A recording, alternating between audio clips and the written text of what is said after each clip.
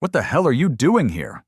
Before we get into this absolute train wreck of a story, do me a solid and smash that like button, subscribe to channel, and ring that notification bell. Trust me, you are not going to want to miss a single godforsaken second of where this goes. The phone didn't just ring. It tore a hole in the goddamn silence of the November night. At 1:22 a.m., it screamed from the nightstand, a shriek of digital violence against the peace Liam "Sledge" Callahan had fought weeks to find. His hand, a slab of calloused meat scarred by 1,000 burns from his forge, slapped across the cheap wood, sending an empty whiskey glass crashing to the floor before his fingers finally wrapped around the source of the noise. Yeah.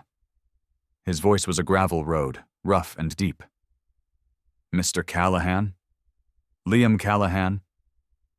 The voice on the other end was young, official, and laced with an exhaustion that Liam knew all too well. "This is Officer Rourke with the Sheriff's Department. We have your nephew." The world stopped.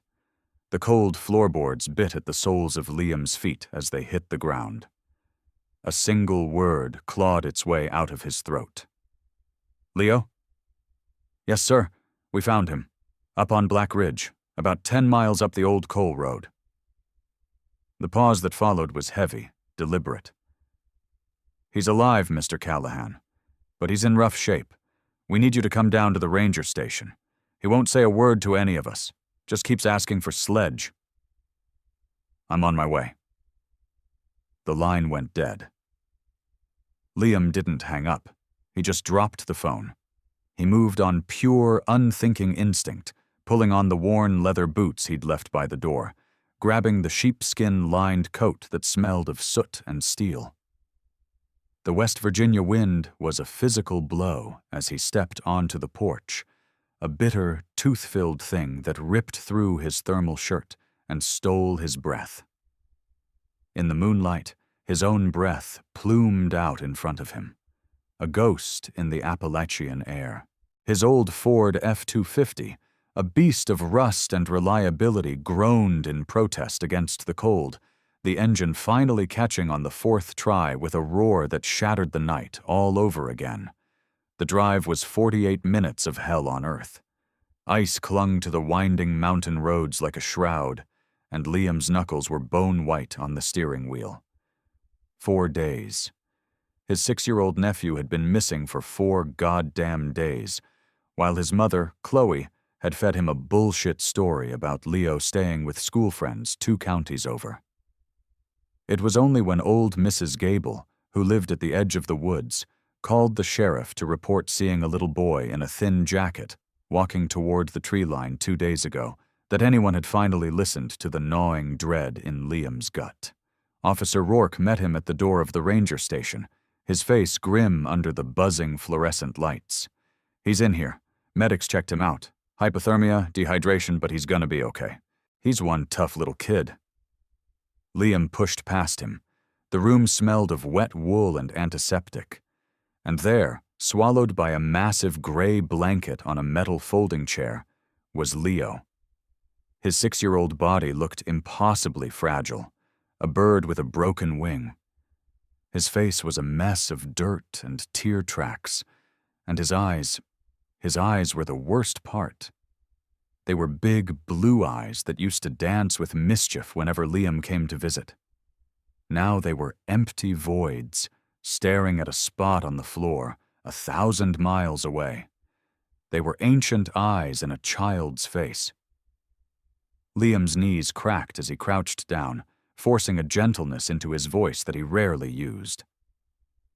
"Hey, little man." Leo's head turned, a slow, creaking motion. A flicker of recognition. A tremor in his lip. "Sledge." "Yeah, buddy, it's me." The next words that came out of the boy's mouth were a barely audible whisper, but they hit Liam with the force of a sledgehammer to the chest. Mommy said I was a bad secret she couldn't keep anymore." A cold, heavy thing, hard and dense as tungsten, settled deep in Liam's soul. He'd known his sister-in-law was a mess, had been since his brother Michael died in the mine collapse 3 years ago. But this was a different kind of monster.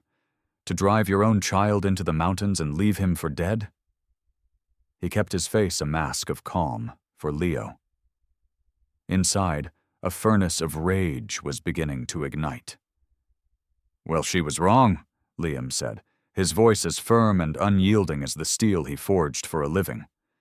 It was the voice he used when there was no margin for error. "You're my secret now, and I don't give people up, ever." A small, ice-cold hand emerged from the blanket. Liam took it, his big, rough hand enveloping the boy's tiny fingers. The contact seemed to ground them both.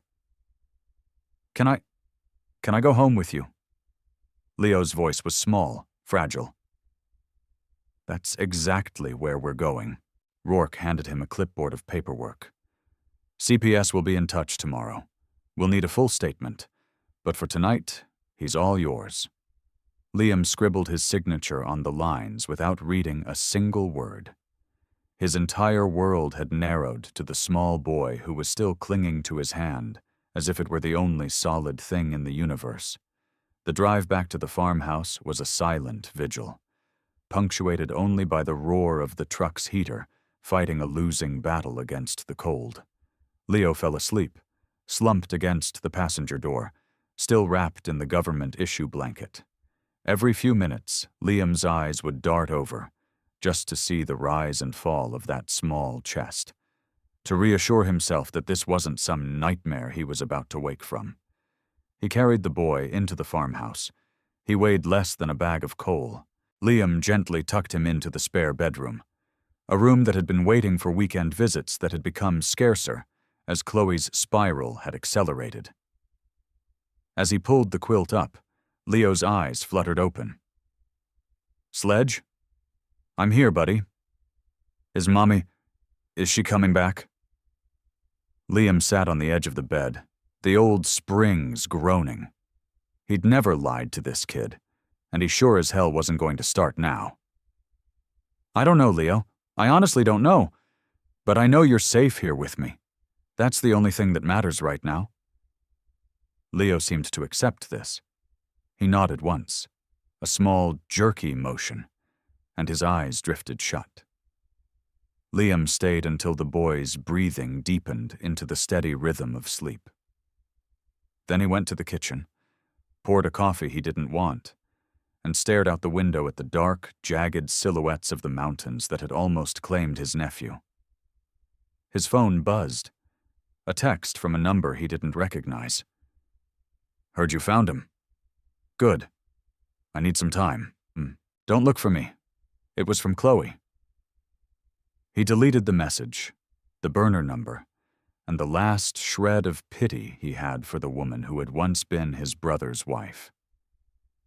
3 weeks later, Liam sat across a mahogany desk from Arthur Vance, the old family lawyer who smelled of pipe tobacco and peppermint. Outside the window, a light snow was beginning to fall on the town square, dusting the statue of a forgotten coal baron. "The trust is airtight, Liam," Arthur said, peering over his spectacles. "Michael made damn sure of it. Leo can't access the principal until he's 25. However, the legal guardian has discretionary access for his direct care, well-being, and education." "How much are we talking about?" Liam asked, feeling out of his depth. "With the life insurance payout and Michael's investments, you're looking at about $1.2 million. Could be closer to 2 by the time he comes of age." Liam let out a low whistle. His brother, a man who wore his work boots until the soles flapped, had been a savvier man than anyone knew. "Chloe knows about this." It wasn't a question. "She was at the reading of the will," Arthur confirmed. "But back then, she was still—" The lawyer searched for a tactful word. "Sober?" Liam offered. "Functioning," Arthur corrected gently. After Michael's death, Chloe had held on for about a year. Then came the bottle. First it was glasses of wine to take the edge off. Then it was the whole bottle. Then it was whatever she could get her hands on. A revolving door of men followed, roughnecks from the gas fields, drifters from the interstate, barflies who were drawn to a pretty widow with a fat insurance check and zero self-respect. "What do I need to do to make this permanent?" Liam asked, getting to the point. "File for full legal guardianship. Given her abandonment and the CPS report citing severe neglect, it should be a slam dunk. She'd have to petition the court and prove she's a fit parent, and right now, I don't see any judge in the state siding with her." Liam signed the retainer that afternoon. By the time Christmas rolled around, he was officially Leo's legal guardian. The last anyone had heard, Chloe had been seen at a bus station in Charleston, heading west with a man who had a teardrop tattoo under his eye. Leo, for his part, had stopped asking about her. He was too busy learning how to properly stack firewood and helping Liam string lights on the ancient pine tree in the front yard. On Christmas morning, he found a restored mini-bike under the tree, a little Honda that Liam had painstakingly rebuilt. The boy's face, which had been so guarded and somber, finally broke open with a light that warmed the entire room. Is it really for me?"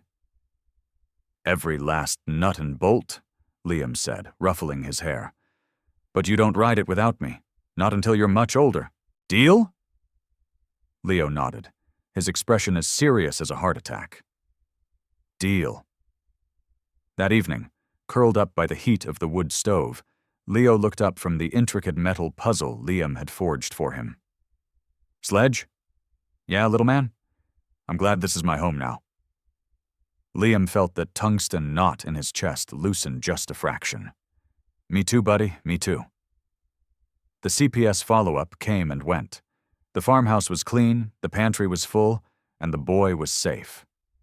More than that, he was wanted. He had a place. And in the quiet, rugged heart of Appalachia, that was everything. The next 9 years didn't pass like pages in a book. They were forged, hammered, and shaped in the heat of the passing seasons.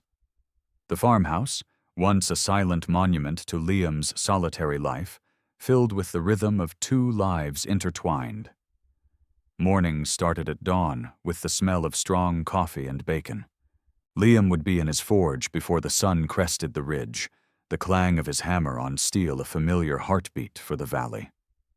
Leo, after getting himself ready for school, would often come out to the shop, not to help at first, but just to be there, watching the fire and the flying sparks from a safe distance, a pair of custom-fitted safety goggles perched on his nose. By the time he was 8, he knew the name of every tool. By 10, he could identify different grades of steel by sight. By 12, under Liam's watchful eye, he was making his first clumsy welds, the bright arc of light reflecting in his hood like a miniature star. "Keep your travel speed steady," Liam would instruct, his voice calm over the hiss and crackle of the welder. "Let the puddle lead the way. You're not pushing it, you're guiding it." Leo had a knack for it.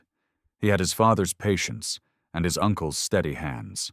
He found a peace in the forge, a place where focus and force could create something strong and permanent out of raw material.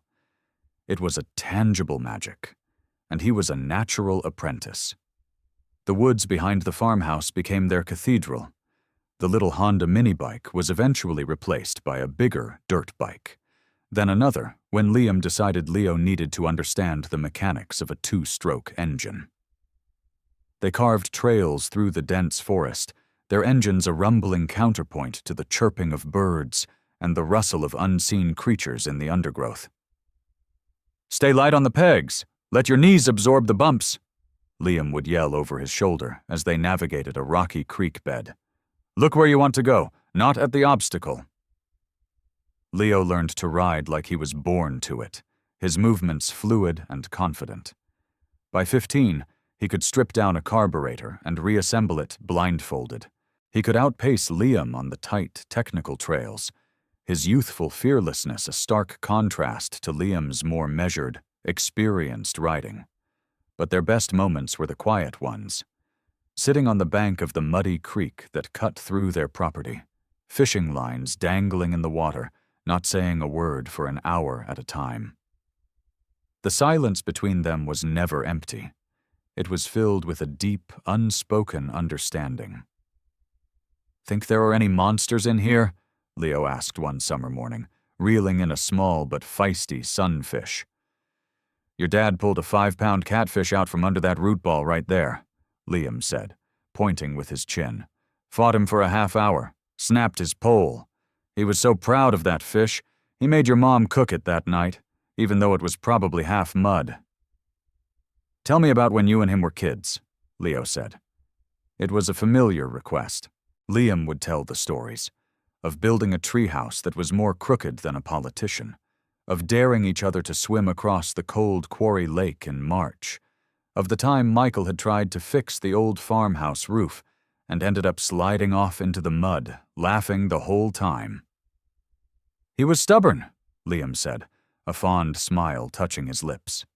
"Smaller than me, but he had more fight in him than a whole pack of dogs. Never backed down, not from anyone or anything." "Like me?" Leo asked quietly.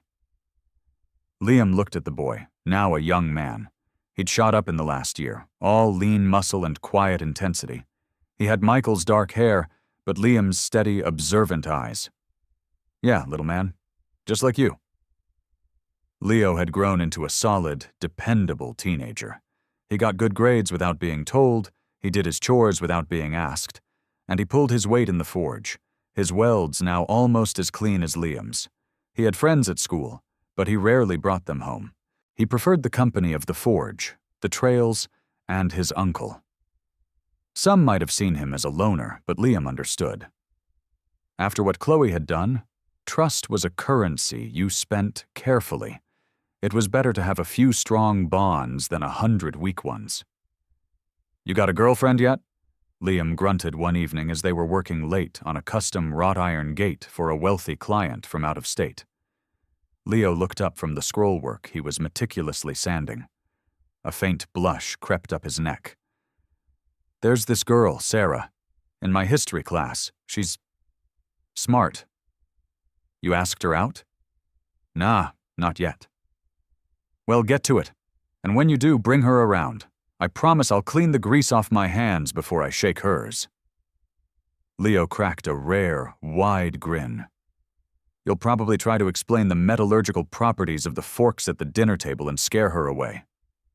"Hey, metallurgy is fascinating," Liam retorted. "It's the science of strength, of transformation." "Sure it is, Sledge." They fell back into the comfortable rhythm of their work, the scrape of sandpaper and the distant hum of the radio filling the space between them. These were the moments Liam cherished, the simple, honest work, the quiet companionship. He had built a life here, a good one. He had taken a broken boy, and, with time and patience and love, had helped him forge himself into a fine young man. Nothing of his mother's chaos remained in him. But sometimes, in the dead of night, when the house was silent and the ghosts of the past felt close, Liam would lie awake and wonder. Not if Chloe would ever come back, but when. And what kind of destruction she would bring with her this time. He'd push the thought away, telling himself he'd cross that bridge when he came to it. For now, life was good. Better than good. Leo was home. He was safe. And that was the only thing that mattered. What do you think is going through Leo's mind as he grows up with this quiet, powerful uncle? Does he ever think about his mother? Drop your thoughts in the comments below. And hey, if you're invested in this story, make sure you're subscribed because the calm is about to end and a storm is coming. 10 years to the month after that night on Black Ridge, the storm arrived in a pearl-white Lexus SUV that crunched to a stop on the gravel driveway, looking as out of place as a diamond in a coal mine. Liam watched from the window of the forge as she emerged. Chloe. She smoothed the front of an expensive-looking silk dress, checked her reflection in the tinted window, and adjusted the sunglasses perched on her perfectly highlighted blonde hair. She looked like she'd just stepped out of a magazine, a world away from the desperate, haunted woman who had vanished a decade ago. Leo was in the back of the shop, the high-pitched scream of an angle grinder filling the air as he smoothed a weld on the Henderson's gate. The noise masked the SUV's arrival, but a heavy hand on his shoulder made him kill the power. He flipped up his helmet, his face streaked with sweat and grime. "What's up?" He followed Liam's gaze out the window. They both watched as Chloe walked toward the farmhouse, her high heels sinking slightly into the gravel, her posture radiating a confidence that was entirely new. She carried a designer handbag that probably cost more than Liam's monthly mortgage. "Should I?" Leo began, his voice tight. "Stay here," Liam said, his own voice a low rumble. He set his hammer down on the anvil with a resonant thud. "I'll handle this." He stepped out of the forge into the bright afternoon sun just as Chloe reached the porch steps. She turned at the sound of his heavy boots on the gravel, and her practiced smile faltered for a fraction of a second. He saw something flicker in her eyes behind the designer sunglasses. Not surprise, but a quick, cold calculation. "Liam." Her voice was smooth, polished, all the rough edges sanded away. "You look good. The country life suits you." "Chloe." He didn't waste time on pleasantries. "What do you want?" She let out a small, airy laugh that didn't reach her eyes. "Is that any way to greet an old friend? I came to see my son." "He stopped being your son the second you drove him up that mountain and left him to die." Her smile tightened. "That was a mistake, a terrible mistake. I was in a very dark place. I wasn't myself." "A mistake?" Liam repeated, his voice flat and dangerous. "You call leaving a 6-year-old to freeze to death in the wilderness a mistake?" "I knew someone would find him," she said, a defensive edge creeping into her voice. "I knew you would take care of him. I had to hit rock bottom before I could rebuild." "Convenient." Chloe's mask of serene composure was beginning to crack. "I was young. I was grieving Michael. People do irrational things when they are in pain." "Some people," Liam corrected. She took a step closer, removing her sunglasses to reveal the same pale blue eyes he remembered. But they were different now. Harder. "I'm better now, Liam. Truly. I got therapy. I built a business. I'm in a good place. I can give him the life he deserves." "He has a life. Here." She gestured dismissively towards the forge. "With a blacksmith in the middle of nowhere, I can give him so much more. The best schools, travel, culture, everything Michael would have wanted for him." "Don't," Liam's voice dropped, each word packed with a decade of suppressed fury. "Don't you dare stand on my property and tell me what my brother would have wanted. He was my husband. He was my brother. And if he were standing here right now, he'd tell you to get back in your $1,000 car and drive it straight to hell." For a moment, the mask fell away completely, and he saw the ugly, grasping thing she had become. Then it was gone, replaced by a cool smile. "I think we should let Leo decide. He's 16 now, old enough to have an opinion about his own future." "No." "Excuse me?" "He's not a pawn in your game. He's a kid.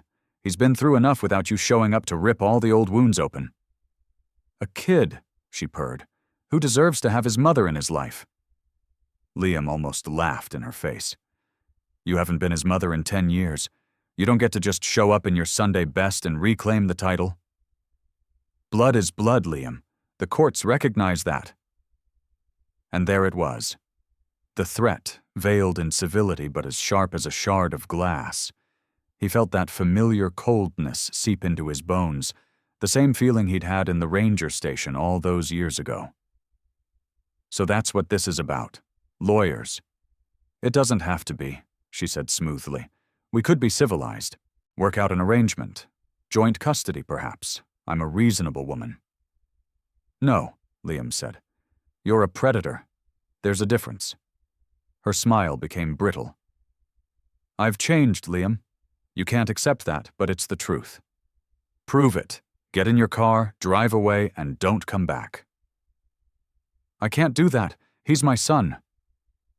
The door to the forge creaked open behind him. Leo stepped out, his work shirt stained with grime, his safety glasses pushed up on his forehead. He had grown into the spitting image of his father, tall and broad-shouldered, but his eyes held a quiet gravity that Michael had never possessed. Chloe turned, and her polished facade almost shattered. Liam saw it clearly. Not love, not remorse, but a flash of pure, unadulterated possessiveness. It was the look of someone seeing a winning lottery ticket they had misplaced. "Leo," her voice dropped into a soft, saccharine register. "Oh, honey, look at you. You're a man." Leo walked to stand beside Liam, his presence a silent wall of solidarity. He looked at his mother not with anger or hurt, but with the detached curiosity of a scientist studying a strange specimen. "Hello, Chloe. I've missed you every single day, sweetheart." "Have you?" The question was quiet, but it landed with the force of a physical blow. Chloe blinked, thrown off script. "Of course I have. You've never been out of my thoughts." "But you never called," Leo stated, not as an accusation but as a simple fact, or wrote, or visited. "It was complicated. I had to fix myself first, but I'm here now." Leo nodded slowly. "Why? What do you mean, why? Why are you here now? Why not last year, or 5 years ago?" Chloe shot a helpless glance at Liam before turning back to her son. "I told you, I needed to get my life in order, to become the kind of mother you deserve." "And you are now?" "I'm trying to be." Leo was silent for a long, uncomfortable moment. When he finally spoke, his voice was calm and deliberate. "I've got a history test tomorrow I need to study for, and we have to finish this gate. Maybe you should come back another time."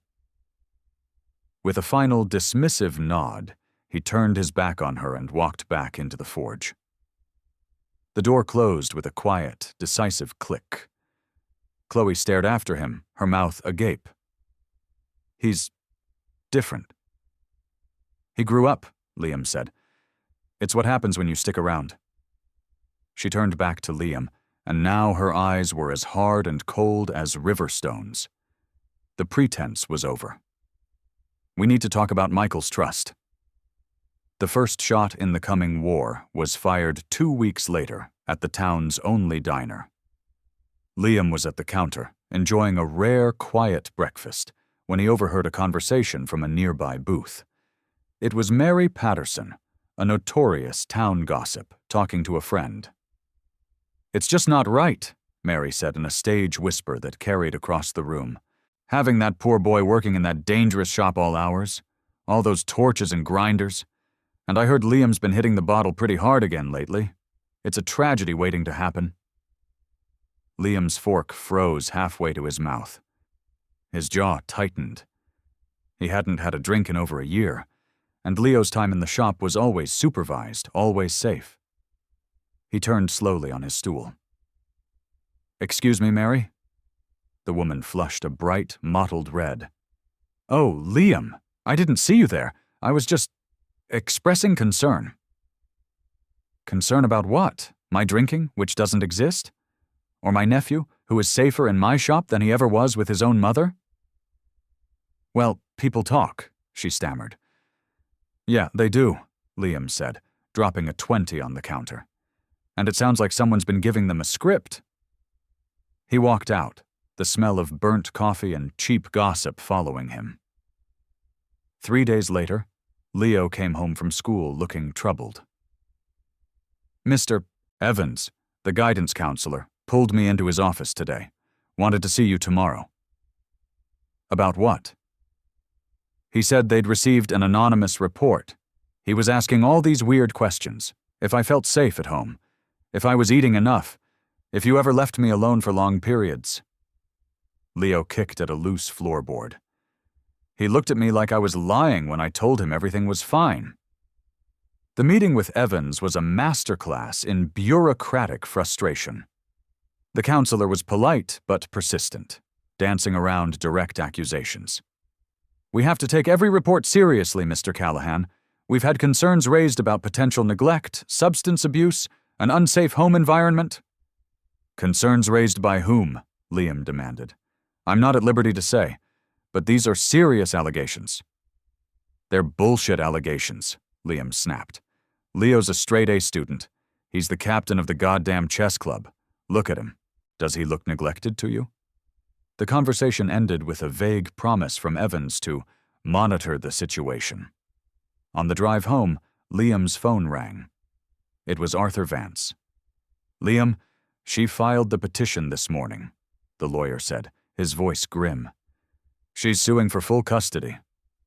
Liam pulled the truck over, the engine idling roughly. "On what grounds?" "Unsafe living conditions, endangerment due to the workshop, your alleged substance abuse, emotional neglect." Arthur sighed. "She's been busy. These rumors, the call to the school. She's not just attacking you, Liam. She's poisoning the well, building a narrative for the judge. So what the hell do we do?" "We fight back with the truth. We document everything. We get testimonials from teachers, neighbors, clients. We prove that Leo isn't just surviving with you.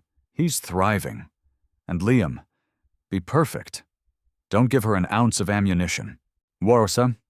After he hung up, Liam sat in his truck on the shoulder of the highway, watching the cars rush past.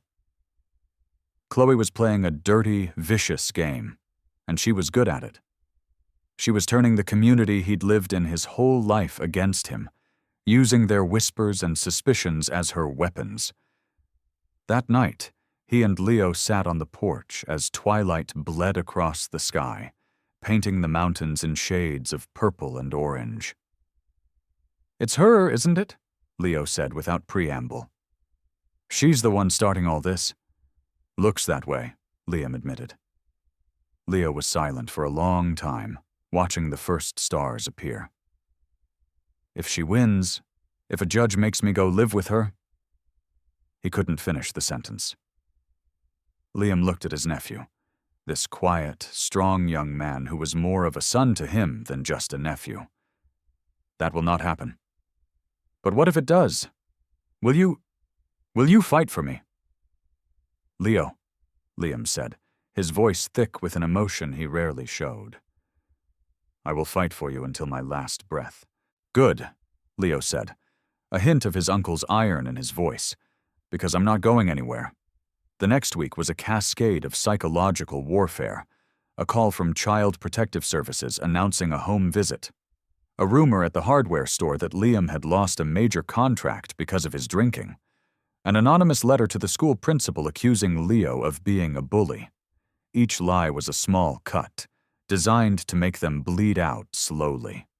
Chloe was methodical, relentless, and she'd underestimated only one thing: the bond forged between a man and a boy in a decade of quiet, steadfast love. The war was on, and Liam Callahan had no intention of losing. The white sedan from the county's Child Protective Services division pulled into the driveway on a crisp Tuesday afternoon, a harbinger of bureaucratic misery.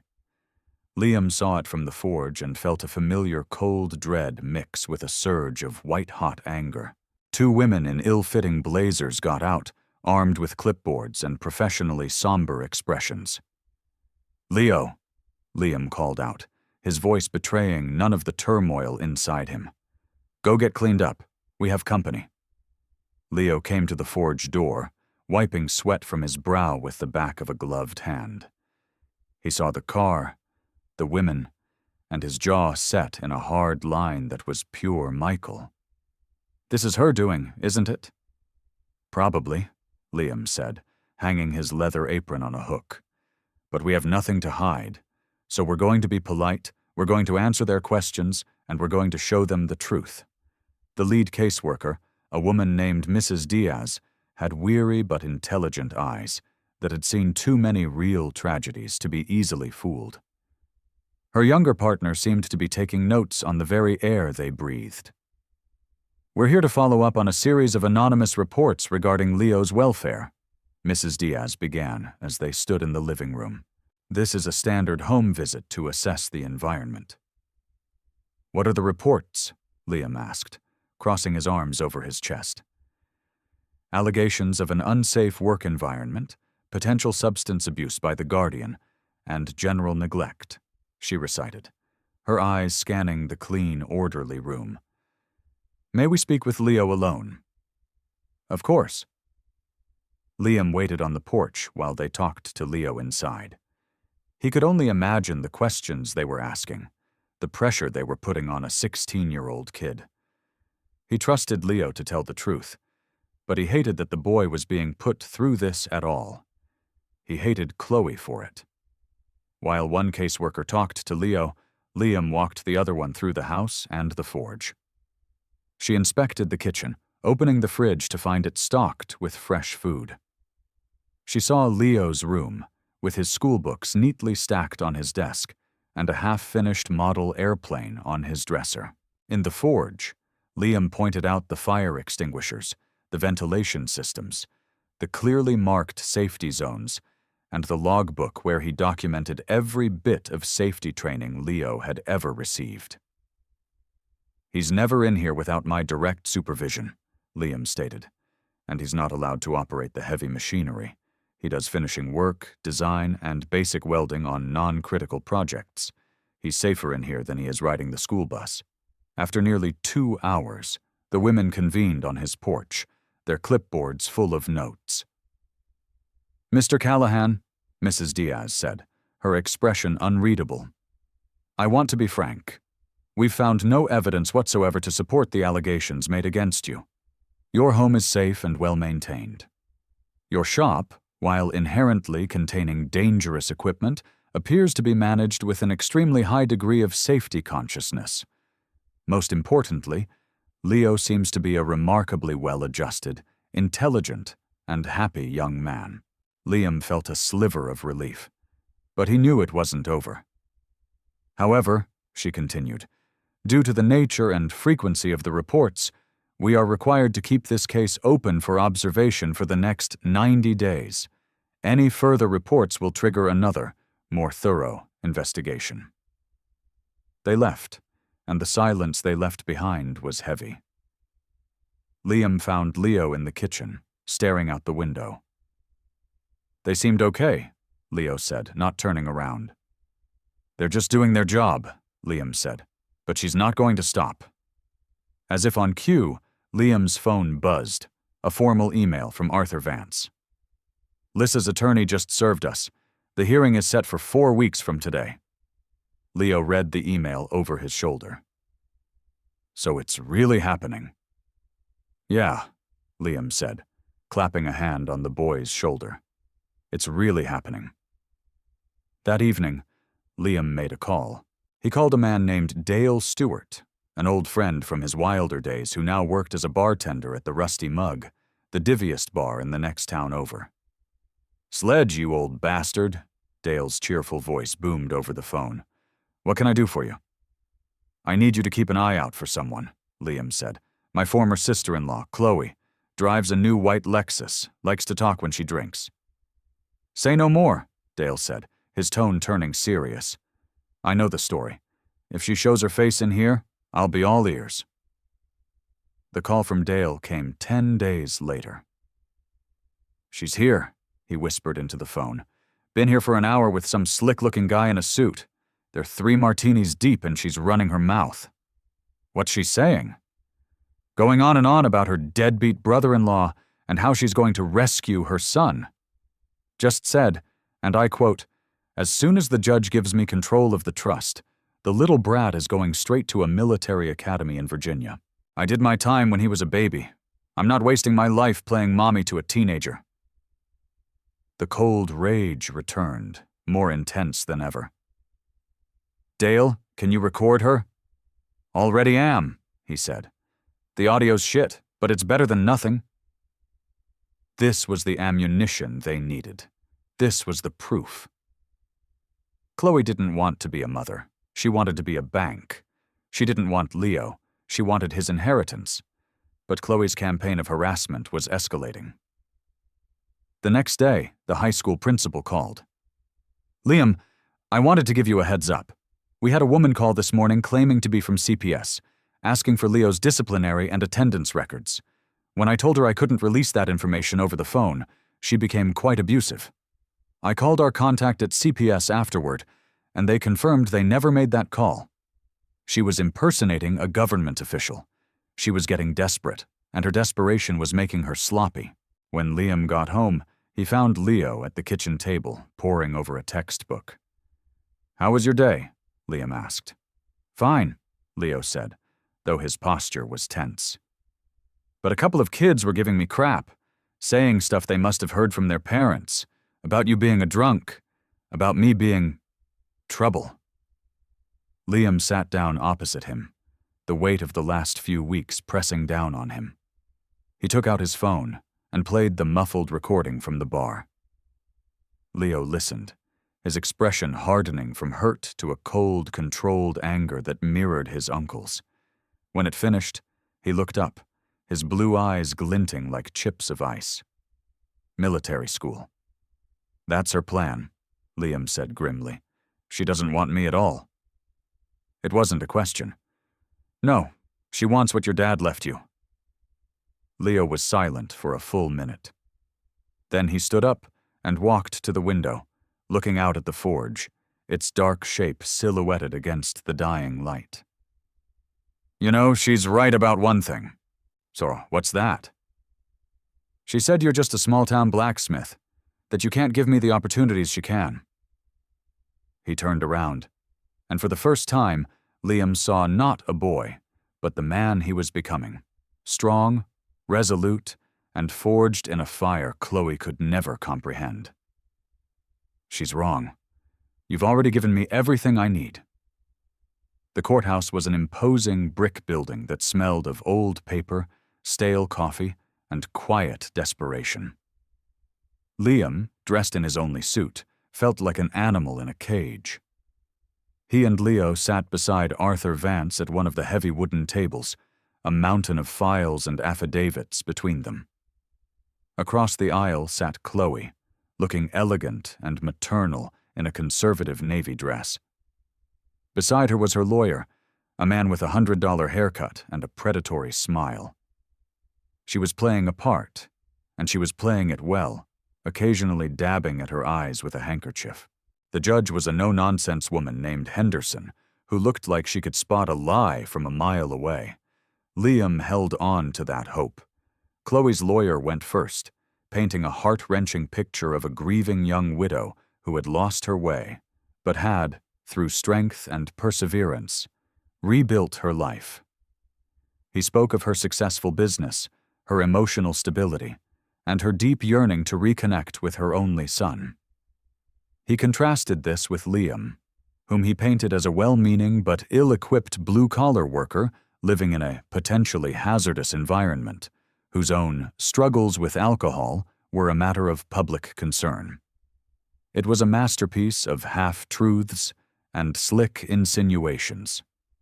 When it was Arthur's turn, he spoke simply and directly. He laid out the facts of the abandonment, the decade of silence, and the sudden return that coincided perfectly with the impending transfer of a multi-million-dollar trust. He presented testimonials from Leo's teachers, his doctor, and even old Mrs. Gable, who had seen the small boy walking into the woods all those years ago. Then Chloe took the stand. She was brilliant. She cried at all the right moments, her voice cracking as she spoke of her deepest regret. She spoke of wanting to give Leo the world, of Ivy League schools and European tours. "I just want to give him everything his father, my beloved Michael, would have wanted for him," she whispered, a single perfect tear rolling down her cheek. During the cross-examination, Arthur was relentless. "Ms. Bray, in the 10 years since you left West Virginia, how many times did you call your son?" "My life was chaotic. I didn't want to disrupt his." "How many times, Ms. Bray? Was it more or less than 0? It was 0, she conceded, her composure fraying. And how many letters, birthday cards, Christmas presents? I told you I was not in a place to be a good mother, so you chose to be no mother at all? It went on like that, chipping away at her flawless facade. Then it was Liam's turn. He spoke of early mornings and late nights, of teaching Leo to fish and to weld, of being there for fevers and failed tests and first heartbreaks. He spoke of a life that wasn't flashy or wealthy, but was built on a foundation of love, respect, and unwavering commitment. Finally, the judge asked to speak to Leo in her chambers. They were in there for nearly 30 minutes. When they returned, Leo's face was calm and set. Judge Henderson looked from Chloe to Liam, her expression grim. "I have made my decision," she said, her voice echoing in the silent courtroom. "The primary consideration of this court is, and always will be, the best interests of the child." She looked directly at Chloe. "Ms. Bray, you speak of second chances, but for 10 years, you never once sought one. You abandoned your son in the most callous way imaginable and reappeared only when a significant financial incentive was at play." Chloe's lawyer stood up to object, but the judge silenced him with a glare. "Furthermore," she continued, "the court has been made aware of a pattern of harassment and malicious falsehoods directed at Mr. Callahan and his nephew, as well as an attempt to misrepresent yourself as a CPS official. This is not the behavior of a fit and loving parent." The judge's eyes softened slightly as she looked at Leo, then at Liam. "It is clear to this court that Leo Harlan is in a stable, loving, and supportive home. Mr. Callahan has stepped up in a way that is nothing short of heroic. Therefore, the petition for custody is denied in its entirety. Mr. Callahan will retain full and permanent legal guardianship." A gasp escaped Chloe's lips. The judge wasn't finished. "Furthermore, Ms. Bray, I am introducing into evidence a recording, provided by counsel, in which you state your clear intention to place your son in a military boarding school upon gaining control of his trust fund." The judge's voice turned to ice. "This court finds your motives to be transparently financial and entirely selfish. I am issuing a permanent restraining order preventing you from contacting the minor. This hearing is adjourned." The gavel cracked like a gunshot. It was over. Chloe stared in stunned silence for a moment before her lawyer leaned over and whispered something in her ear. She shot Liam a look of pure, unadulterated hatred, then stood and walked out of the courtroom without a backward glance at the son she had fought so hard to possess, but had never truly wanted. Outside, in the bright sunlight, Leo took a deep breath, as if he'd been holding it for a month. He looked up at Liam, a slow smile spreading across his face. "So, can we go home now?" "Yeah, little man," Liam said, his voice thick. "We can go home." And that's where their story finds its peace, not in a courtroom victory, but in the quiet drive back to the farmhouse nestled in the mountains. If this journey from abandonment to a bond forged stronger than steel moved you, hit that like button and make sure you're subscribed to channel for more. And I want to know what you think. What is the true meaning of family? Is it blood? Or is it the love and loyalty you build with your own 2 hands? Let me know in the comments below. A year later, Leo stood in the forge, holding a set of architectural plans. He was 17, on the cusp of manhood, and filled with a quiet confidence that was his uncle's greatest creation. "What's this?" Liam asked, peering over his shoulder.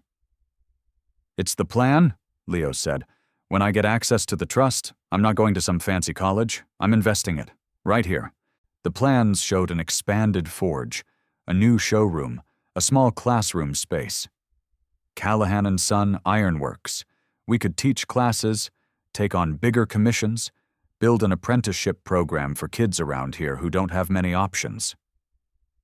Liam looked from the plans to the young man his nephew had become. He saw his brother's vision, his own legacy, and Leo's future all intertwined.